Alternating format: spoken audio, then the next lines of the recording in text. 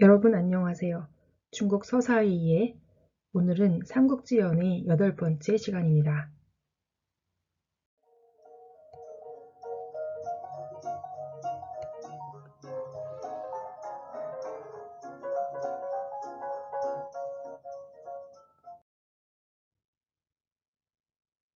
이번 시간에 공부하면서 생각해 볼 문제입니다. 이번 차시에 배우는 삼국지연의 이야기 중에서 가장 흥미롭게 느껴지는 사건과 인물에 대해 생각해 봅시다. 이번 차시에는 특히 삼국지연의의 소설적 요소에 대해서 생각해 봅시다.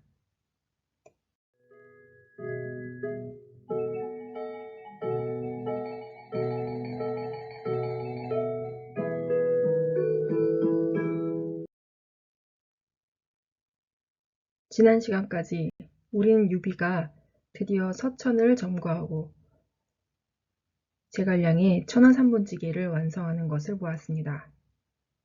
서천 지역을 근거로 유비는 점차 더욱 세력을 확장해 나가고 조조는 화북 지역에서 위공으로 위세를 떨치고 있었지요. 강동에선 손권이 공고하게 오나라의 내실을 다지고 있었습니다. 유비군은 서천을 근거지로 점차 세력을 넓혀갑니다. 그리고 한중으로 공격해 가기 시작했죠. 유비군이 한중으로 가는 와중에 그 도중에 암거산 전투, 와구관 전투, 가맹관 전투, 정군산 전투 등을 치르면서 승승장구하면서 진격합니다.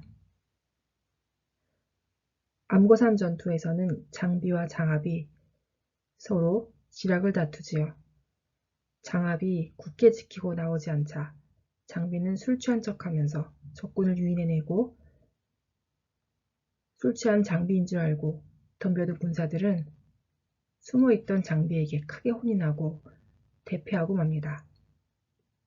와구관 전투에서는 장비와 위원의 매복 작전이 성공하지요. 가면관 전투에서는 황충과 엄한이 장압과 다투게 됩니다. 제갈량은 다시 한번 격장기회를 썼지요. 장압은 위나라의 이름난 장수이니 결코 가볍게 볼 인물이 아닙니다. 장비를 제외하고는 당해낼 사람이 없을 것입니다. 황충은 경로에서 내가 당해내지 못하리라고 보는 것인가. 그리고는 장압과 다투는데 지략을 써서 계속 뒤로 후퇴하면서 적군을 유인했습니다. 그리고 마지막에 가면관을 습격해서 크게 성공하지요. 정군산 전투는 황충과 하우연의 전투였고 이 전투에서는 유비의 친한 동지였던 친구와 다름없었던 하우연 장군이 죽음을 맞이합니다.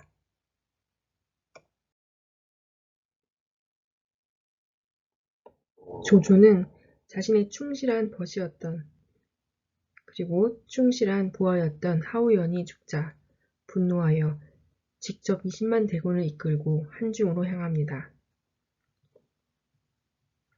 그리고 조조와 유비군은 한중에서 드디어 맞붙게 되었습니다. 제갈량은 조조군의 움직임을 계속 살피다가 조조군이 쉬려고 할 때 크게 포를 쏩니다. 놀란 조조군이 무장을 갖추고 뛰어나왔지만 소리뿐이었고 적은 보이지 않았습니다. 조조군은 다시 진채로 돌아갔지요. 이렇게 사흘 동안 새벽에 포가 울리고 아무도 습격하지 않는 일이 반복됩니다. 조조는 제갈량이 어떤 계략을 쓸지 놀라 겁먹고 군사를 30리나 물려놓습니다. 유비군은 드디어 배수진을 치고 조조에게 결판을 내자고 전했습니다. 유비군과 조조군이 맞붙었지만 유비군은 조조군의 대군에 밀려서 도망칩니다.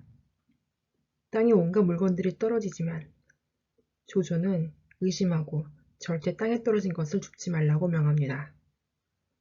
조조군이 물건들을 피해 우왕좌왕할 때 제갈량이 깃발을 들어 올립니다. 사방에서 유비군이 조조군을 습격해서 공격하고 조조는 힘을 쓰지 못하고 도망쳤습니다. 제갈량은 과연 놀라운 책사입니다.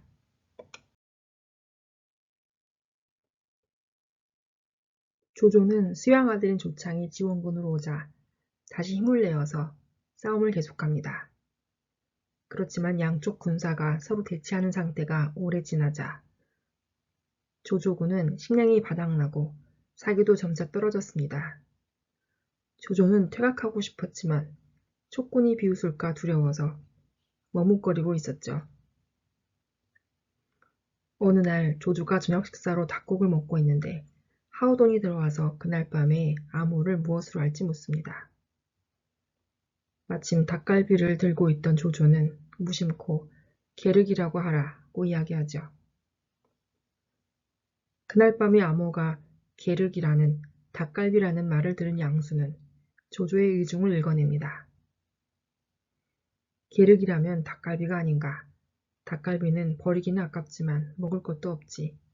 승상께서는 한중을 유비에게 내주기도 아깝지만 이득이 없다고 생각하시는 것이네.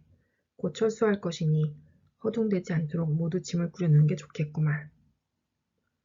이야기를 들은 군진에서는 짐을 꾸리느라 소란스러워졌습니다.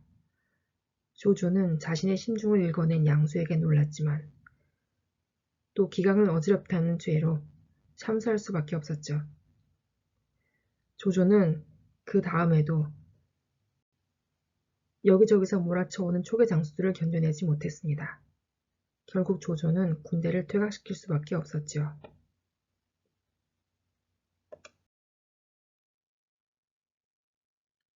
이렇게 해서 유비는 한중을 차지하고 신하들의 추천을 받아 한중 왕에 오릅니다. 조조는 분노해서 손권으로 형주를 치게 하고 그 틈에 서천과 형주를 차지할 계획을 세우죠. 그리고 손권에게 동맹을 청했습니다. 손권은 조조의 동맹 제의를 받고 고민합니다. 우선 관우가 어떻게 나오는지 보자 싶었던 손권은 제갈공명, 제갈량의 형인 제갈근을 사자로 보내어 관우의 딸과 자신의 세자를 결혼시키면 어떻겠는가라는 제안을 합니다. 하지만 뜻밖에도 관우는 모욕적인 언사로 혼담을 거절하죠. 어찌 범의 딸을 개의 아들에게 씹어낼 수가 있겠는가. 이 말을 들은 손권은 분노하여 조조와 동맹을 하기로 합니다. 제갈량은 이 소식을 듣고 관우에게 먼저 번성을 빼앗아 버리라고 명합니다. 관우는 출정하기 전에 두 가지 불길한 징조가 있었습니다. 첫 번째로는 군량과 군마가 불에 타 사라져버린 사건이었죠. 두 번째로는 관우의 꿈에 돼지가 나타나 관우의 왼발을 물었던 것입니다. 하지만 관우는 대수롭지 않게 여기고 번성으로 향하였습니다. 그리고 단숨에 양양을 뺏고 승승장구하면서 진격하였죠. 이 소식을 들은 조조는 맹장인 우금과 방덕을 보내 방어하게 합니다.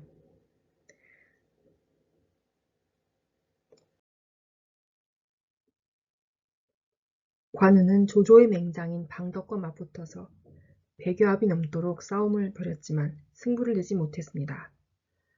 다음 날도 관우는 다시 방덕과 싸웠는데 도망치는 방덕을 뒤쫓다가 그만 왼팔에 화살을 맞고 맙니다. 주춤하는 관우에게 방덕이 달려들어 거의 관우의 목을 벨 뻔했지만 방덕이 공을 세울까봐 질투한 우금이 징을 쳐서 방덕을 불러들입니다.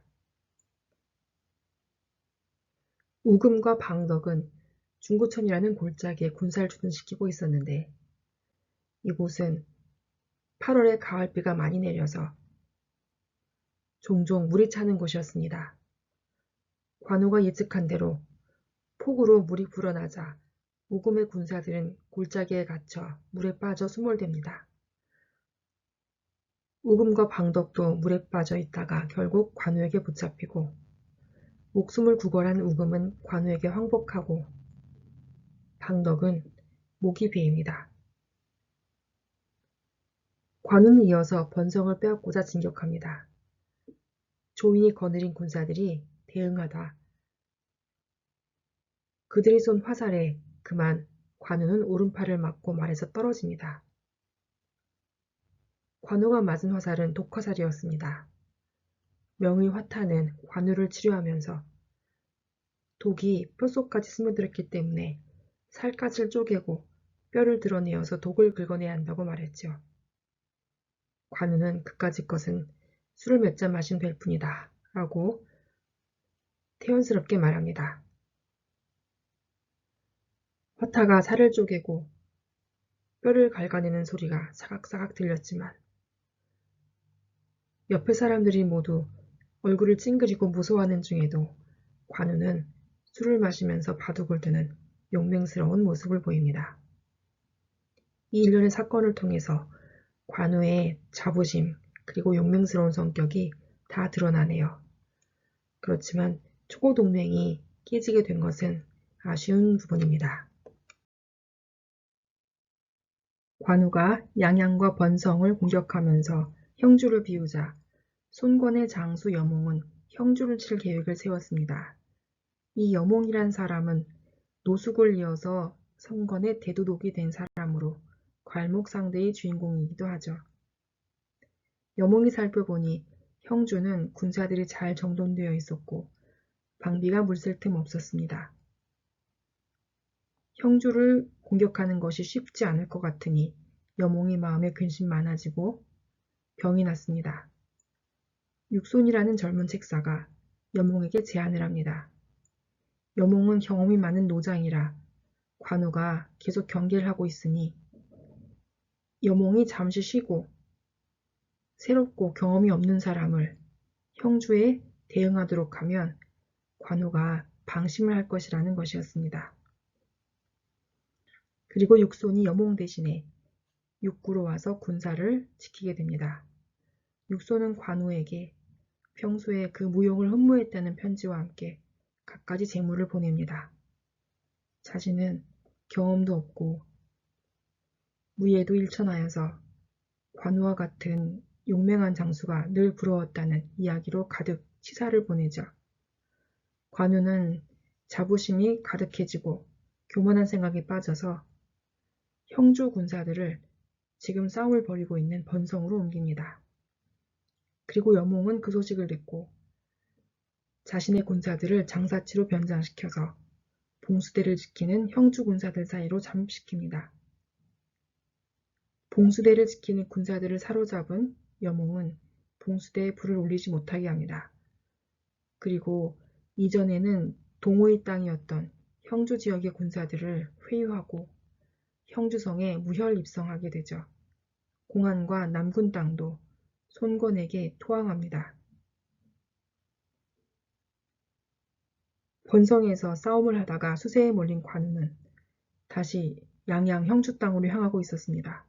그때 형주와 공안, 남군이 모두 손권의 소나기에 들어갔고 가족들도 모두 사로잡혔다는 말에 깜짝 놀랍니다. 그것은 거짓말일 것이라고 믿었던 관우는 정말 큰 곤란을 당하게 되었습니다. 관우는 급히 형주로 되돌아갔습니다. 그리고 사자를 보내어서 어째서 조조와 손잡고 등 뒤를 치느냐고 여몽을 비난합니다. 여몽은 명령이라 어쩔 수 없다고 답하며 사자를 극진히 접하고 이 사자를 통해서 형주에 머물러 있는 관우군의 가족의 소식을 전하게 합니다. 관우군의 장수들은 가족의 소식을 듣고는 여몽과 싸울 뜻을 잃고 많은 군사들이 형주성 내로 도망칩니다. 다른 군사가 적어진 관우는 일단 후퇴하기로 했습니다. 이때 여몽이 언덕 위에 형주 토박이들은 보라 라는 깃발을 세우고 형주의 군사들을 회유합니다. 군사들의 마음이 떠나고 다시 이탈하는 군사가 많아졌습니다. 관우는 맥성으로 도망쳐서 근처에 있는 맹달과 유봉에게 지원을 청합니다. 유봉은 유비의 수양 아들이었기 때문에 관우를 돕고자 합니다. 그렇지만 맹달이 평소에 관우가 유봉에게 썩 잘 대해주지 않았지 않냐 하며 지원을 거절하자고 제안합니다. 지원을 받지 못한 관우는 맥성을 빠져나와 달아나다가 송권의 군사들에게 붙잡혔습니다. 송권은 관우에게 항복을 권유하지요. 하지만 송권의 신하들은 일전에 조조가 관우를 그렇게 후대했으나 결국 관우는 조조를 떠나버렸지 않았느냐, 그 일을 상기시킵니다. 송권은 어쩔 수 없이 관우와 그 아들 관평의 목을 베었습니다. 관우가 죽자 관우의 애마인 적토마도 여물을 먹지 않고 며칠 만에 죽습니다. 맥성에서 관우를 기다리던 참모 왕보는 관우가 피투성이가 된 꿈을 꿉니다. 그리고 관우 부자의 최후를 알고 자신도 역시 몸을 날려 죽고 맙니다. 이렇게 맥성도 송권의 손에 들어가게 되었습니다. 삼국지의 명장 관우는 이렇게 허무하게 세상을 떠났습니다. 관우는 홀령이 되어서 이전에 그를 구해준 적이 있는 보정스님이 앞에 나타났지요. 한편 송권에게 치하를 받고 축하주를 받던 여몽은 갑작스럽게 관우의 홀령이 빙이 됩니다. 무섭게 송권을 꾸짖던 여몽은 몸에 7구멍으로 피를 쏟고 그만 죽고 말았습니다. 송권은 겁에 질려서 관우의 머리를 조조에게 보냈는데 이것은 유비의 원한이 조조에게 쏠리기를 바라는 뜻이었습니다. 조조는 송권의 계략을 알아채고 관우의 머리에 나무로 깎은 몸을 맞추어서 후하게 장례를 치러줍니다. 조조가 관우의 머리에 잘 지내었소? 라고 안부를 묻자 관우의 머리가 눈을 부릅뜨다는 무서운 이야기도 있었죠. 한편 유비는 왠지 모른 불안감을 느끼다가 관우의 홀령이 자신을 찾아와 한을 풀어달라고 말하는 불길한 꿈을 꿉니다. 그리고 연달아서 형주의 위태로운 소식이 전해지더니 마침내 관우의 죽음에 관한 소식까지 전해졌습니다. 유비는 그만 기절을 하였고 깨어나서도 사흘 내내 물 한 모금, 미음 한 숟갈도 먹지 못하고 핏물을 흘립니다. 당장 군사를 일으켜 복수를 하려는 유비에게 제갈량과 신하들은 관우의 장례부터 치르자고 만류합니다.